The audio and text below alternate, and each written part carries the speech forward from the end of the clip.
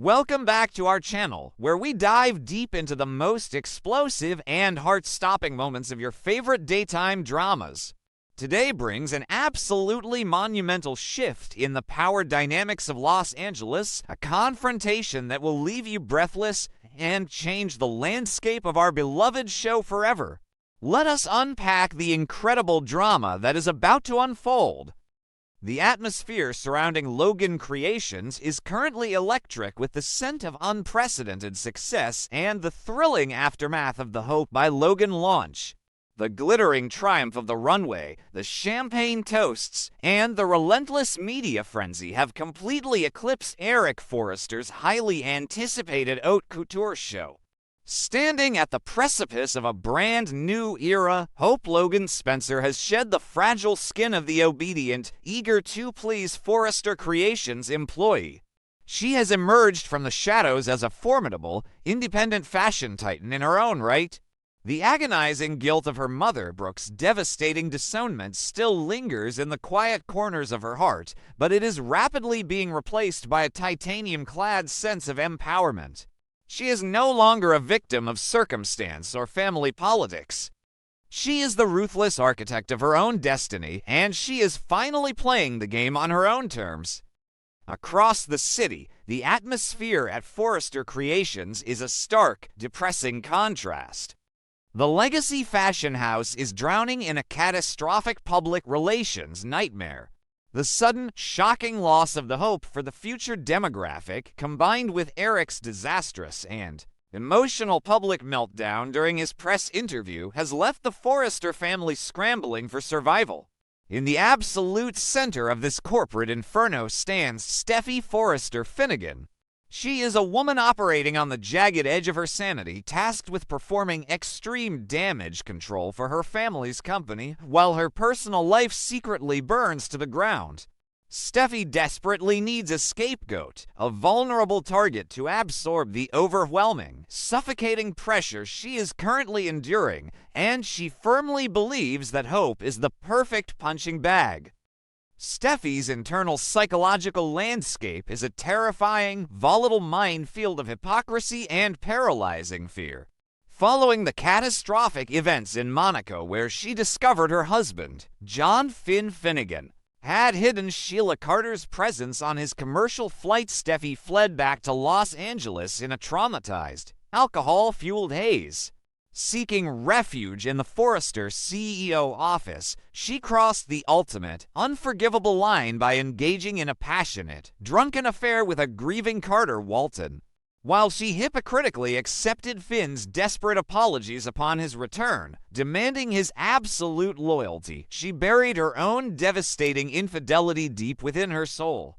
The crushing guilt of her betrayal eats away at her conscience daily, forcing her to project an even harsher, more aggressive facade to the outside world to mask her internal decay.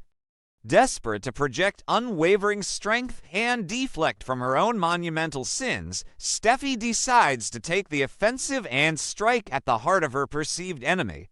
She marches into the sleek, modern offices of Logan Creations, her designer heels clicking sharply against the polished marble floors like the ominous drumbeat of an impending execution. She aggressively bypasses the receptionists and assistants, her eyes blazing with self-righteous, unadulterated fury. Steffy is determined to humiliate Hope, to tear her down and remind her of the destruction she has caused by defecting to Katie Logan's rival company. Steffy craves the familiar, intoxicating dynamic of dominating the Logan women, desperately needing to crush Hope in order to validate her own fragile, crumbling ego.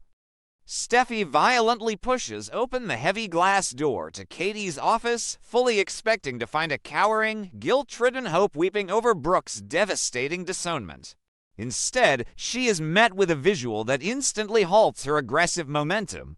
Hope is seated comfortably behind a massive, elegant desk, bathed in the warm, golden sunlight streaming through the floor-to-ceiling windows of her newly conquered empire. She is not crying. She is not trembling. Hope is the very picture of absolute, chilling serenity, her posture relaxed, her hands gently cradling a steaming ceramic cup of coffee. The stark contrast between Steffi's frantic, aggressive energy and Hope's impenetrable calm is immediately palpable, shifting the atmosphere of the room before a single word is even spoken. Unwilling to let Hope's newfound confidence derail her destructive mission, Steffi unleashes a vicious, venomous verbal assault. She paces the room like a caged panther, hurling accusations and insults with ruthless, calculated precision. Steffi brands Hope a disgusting traitor to the Forrester family, a selfish opportunist who callously sabotaged Eric's highly anticipated haute couture return for her own vanity. She weaponizes Brooke's heartbreak, viciously reminding Hope that her lies and deception have permanently shattered her relationship with her own mother. Steffi uses every psychological weapon in her extensive arsenal to inflict maximum emotional damage, projecting her own deep-seated self-loathing onto her lifelong rival in a desperate bid for dominance. "You destroyed everything," Steffi snarls, her voice dripping with absolute contempt as she leans aggressively over the desk, invading Hope's personal space. "You turned your back on the people who gave you everything, who built your entire pathetic career. You love to talk about morals, Hope, but you have absolutely no concept of loyalty. You are a disgrace to the Forrester name, a disgrace to your mother, and a pathetic excuse for a businesswoman." Steffi preaches from a towering pedestal of moral superiority, completely blind to the sickening, overwhelming irony of her own words. She speaks of loyalty, purity, and sacred family bonds, conveniently ignoring the glaring fact that she recently desecrated her own marriage vows on a leather sofa in her office. In years past, this calculated barrage of intense hostility would have successfully broken Hope's spirit. The old Hope Logan Spencer would have dissolved into a puddle of tears, frantically apologizing and desperately trying to explain her actions to appease her relentless tormentor. She would have internalized Steffi's venom and allowed it to dictate her self-worth. But the woman sitting behind the desk today is a completely different, highly evolved entity. Hope does not flinch. She does not lower her gaze in shame. She simply observes Steffi's frantic, hypocritical rage with the detached, clinical fascination of a scientist examining a trapped, flailing insect. She lets the heavy, toxic silence hang in the air for several agonizing seconds after Steffi finally runs out of breath. The sensory details of the room amplify the massive, shifting power dynamic between the two women. The faint, distant hum of the Los Angeles traffic below, the soft, rhythmic ticking of a modern wall clock, and the slow, deliberate movement of Hope lifting the coffee cup to her lips all serve to highlight who is truly in control.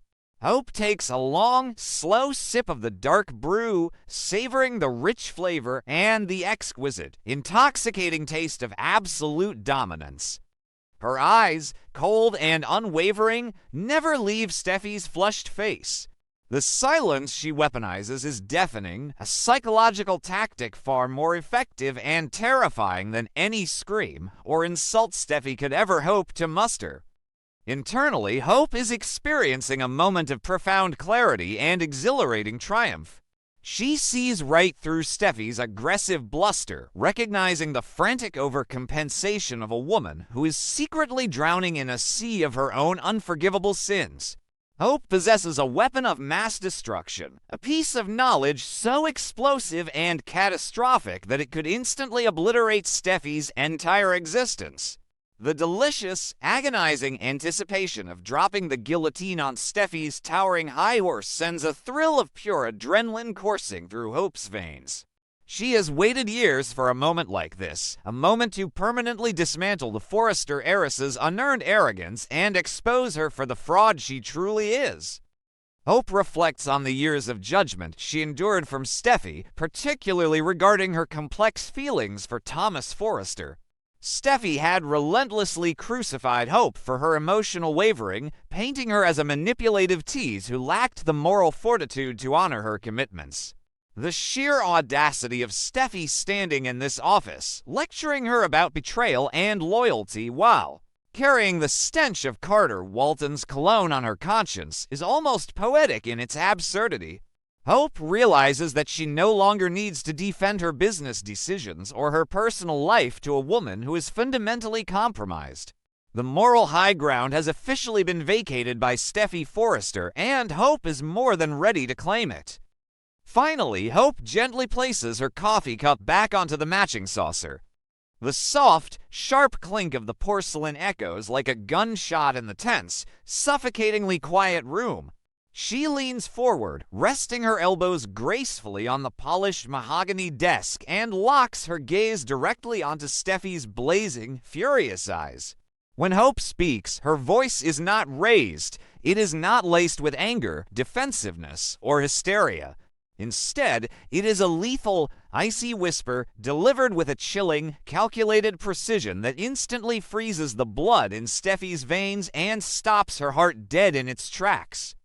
Loyalty is a luxury concept, isn't it, Steffy? Hope murmurs, her words slicing through the heavy air like a perfectly sharpened surgical scalpel. She pauses, letting the initial, cryptic implications sink into Steffy's confused, racing mind before delivering the fatal, atomic blow that will change their lives forever. Especially when you are busy with Carter while Finn is trying to save this marriage. The devastating, world-shattering sentence hangs in the space between them, a toxic cloud of absolute truth that instantly vaporizes every single ounce of oxygen in the room. The immediate physiological impact on Steffy Forrester Finnegan is nothing short of catastrophic. The vibrant, angry flush of color instantly drains from her face, leaving her skin a sickly, ghostly pallor that resembles a corpse.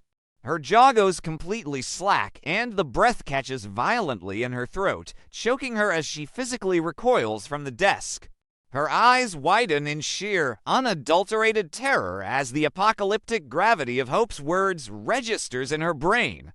The sudden, paralyzing realization that her darkest, most destructive, and closely guarded secret is no longer a secret hits her with the devastating force of a speeding freight train. Steffy's mind immediately spirals into a chaotic, terrifying abyss of paranoia and blind panic. How could Hope possibly know? Did the nighttime cleanup crew at Forrester Creations see something and gossip to the Logan staff? Did a guilt-ridden Carter Walton slip up and confess his sins in a moment of weakness? Did someone catch them in the act and capture it on camera? The horrific questions race through her mind at 1,000,000 miles an hour, short-circuiting her ability to formulate a single rational thought. The walls of the Logan Creations office seem to violently close in on her, trapping her in a waking nightmare from which she cannot escape. In that singular, breathtaking moment, the impenetrable, diamond-hard armor of Steffy's ego completely shatters into 1,000,000 jagged, irreparable pieces. She is no longer the powerful, untouchable Forrester co-CEO looking down her nose at a rebellious, misguided employee. She is a terrified, exposed, and vulnerable adulteress whose entire life, her marriage, her family, her reputation, and her carefully constructed illusion of moral superiority is hanging by a microscopic thread. The crushing weight of her own hypocrisy collapses inward, leaving her a hollow, trembling shell of her former self, entirely at the mercy of the woman she came to destroy. Hope watches the spectacular, humiliating collapse of her rival with a triumphant, serene demeanor. She does not need to gloat loudly, nor does she need to hurl further insults to assert her dominance. Her victory is absolute, cemented in the knowing, victorious smile that plays faintly at the corners of her lips. She absorbs the monumental, seismic shift in their dynamic, feeling the sheer weight of the power she now wields. For years, Hope has been the victim of Steffy's bullying, the target of her harsh judgment, and the recipient of her endless condescension. Today, the narrative has been violently rewritten. The outcast has officially become the puppet master. The terrifying implications of Hope's knowledge stretch far beyond the four walls of this single office. John Finn Finnegan is currently fighting a desperate, agonizing battle to protect his family from the looming, psychopathic threat of his biological mother, Sheila Carter. He is completely oblivious to the fact that his wife has already betrayed him in the most intimate, unforgivable way possible. Hope now holds the detonator to Finn's pure, trusting heart, possessing the unlimited power to instantly obliterate the sin marriage with a single, well-placed whisper to the right person. Steffi's entire world rests in the palm of Hope's hand. Furthermore, the destructive radius of this catastrophic secret extends directly to the Walton marriage. Daphne Rose Walton has just returned from Paris, bravely deciding to fight for her marriage and explore alternative paths to parenthood following her devastating infertility diagnosis. She is entirely unaware that her trusted, dependable husband engaged in a passionate, drunken affair with her close friend and boss.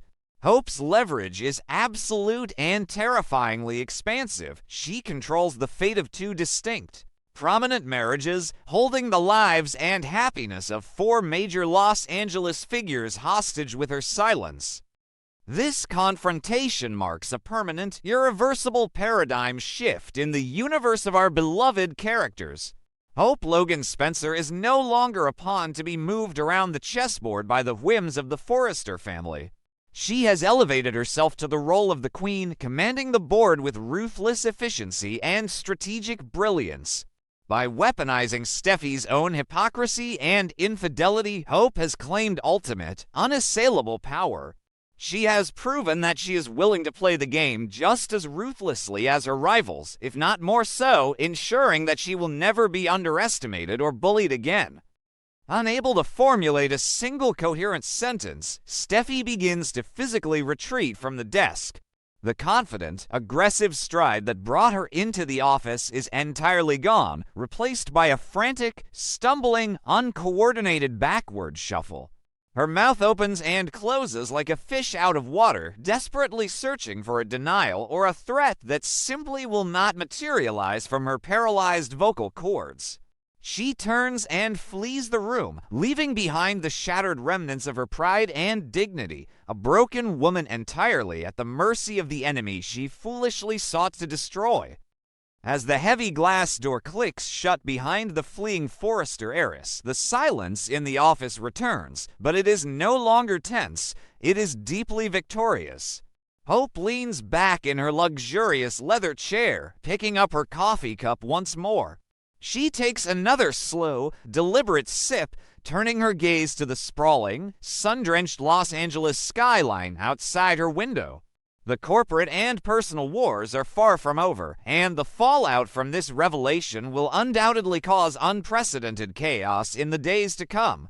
But for today, the battle has been decisively won. A new, dominant era has officially begun, and Hope Logan Spencer is holding all the winning cards.